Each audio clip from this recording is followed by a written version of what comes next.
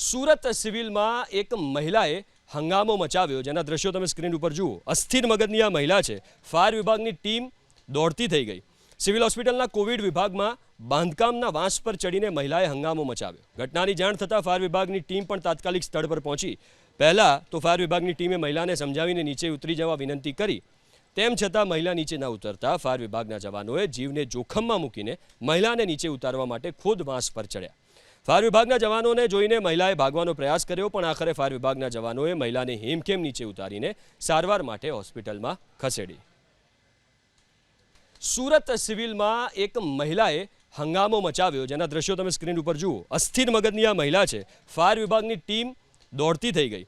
Civil હોસ્પિટલના Covid વિભાગમાં બાંધકામના વાંસ પર ચડીને મહિલાએ હંગામો મચાવ્યો। ઘટનાની જાણ થતાં ફાયર વિભાગની ટીમ પણ તાત્કાલિક સ્થળ પર પહોંચી। પહેલા તો ફાયર વિભાગની ટીમે મહિલાને સમજાવીને નીચે ઉતરી જવા વિનંતી કરી, તેમ છતાં મહિલા નીચે ન ઉતરતા ફાયર વિભાગના જવાનોએ જીવને જોખમમાં મૂકીને મહિલાને નીચે ઉતારવા માટે ખુદ વાંસ પર ચડ્યા।